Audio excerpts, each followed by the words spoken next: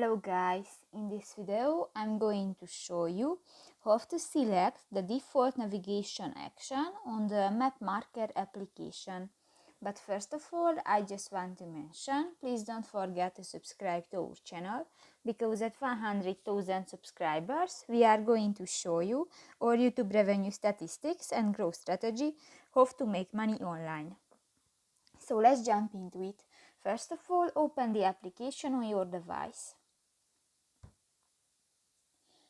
Click to the three lines at the upper left corner of the screen, and in the help and feedback section, go to the settings option, scroll down, and in the actions section, tap to the second option, the default navigation action, and here you can select the two option, the ask or the maps, and just select one and tap on it and done.